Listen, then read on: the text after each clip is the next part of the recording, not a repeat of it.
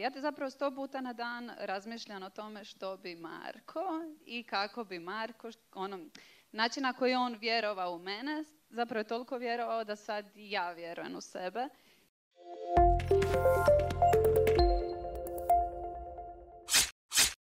Znaš što, da si me pitala prije 2 tjedna, rekla bi ti da sam dobro, da se trudim biti blaga prema sebi, da kad imam dobar dan, da ga uživam u njemu bez grižnje savjesti. Kad imam loš dan, da odradim i njega, pustim emocije van.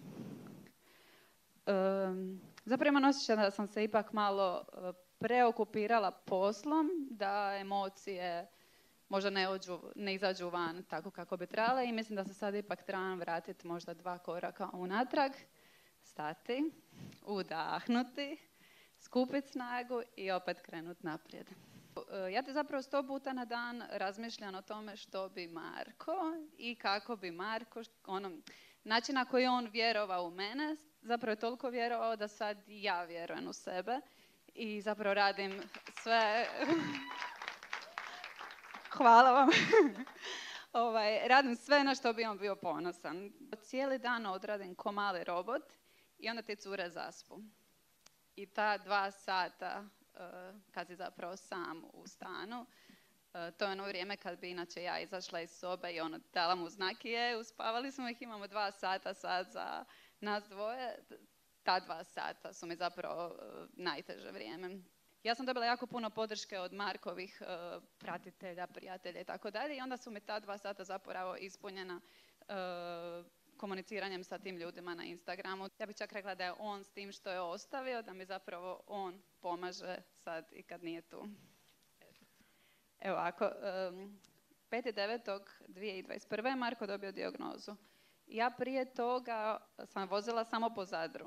Tamo znaš na pamet sve prometne znakove, pičiš, staneš, nekad dodaju kružni tok i to je to. Tako da smo mi zapravo odmah, čim se to dogodilo, odvezli se na more. Ove godine kad sam išla na Murter, ja sam ti vozila i plakala. I onda mi je Tonka rekla, mama, zašto plačeš? Ja govorim, pa fali mi tata. Govorim, pa dobro, fali i meni, ali ne pjačem. Viš kako smo mi Tonke praktične. Ja govorim, pa okej, ali nekad je okej i plakati. Ona govori, a zašto, mama? Pa svi ćemo jednom umjeti, ići ćemo i opet biti skupa. Ja kažem, okej, neću više i to je bilo to. To je zapravo ideja koja nam je, kad je Marko bio zdrav, mi smo odlučili taj poglavlje života zatvoriti tako da smo otišli na Mauritius i mi smo bili u toj kao predivnoj vili i nema što. I onda sam ja njemu rekla, znaš što, sad me opet neko pitao za te ručkice sa našeg ormara. Kažem, što ti misliš da ja probam? I on kaže, da, naravno, probaj. On je uvijek bio taj da je naravno može, odi. I onda smo se nas dvije zapravo bacile na glavu. Mislim da su one došle u četvrtak u moj ured, prvi testni model. On je u srijedu navečer saznao da mu se rak vratio. I zapravo je čekao, htio je prvo da ja imam taj moment sa ručkicama.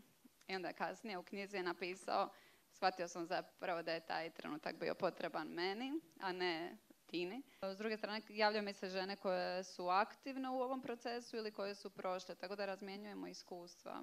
Lijepo nam je, ne znam, volim to. Nisam ja, Marko. Pa zapravo uvijek je negdje u pozadini te priče on i ta pozitiva koju je ostavio i zapravo smo svi svjesni ako to zanemarimo, da zapravo onda banaliziramo njegov lik i djelo i zapravo se ja trudim svojim primjerom provoditi to što nas je on učio i ti ljudi i dalje se zapravo trude živjeti kako nas je on svih učio.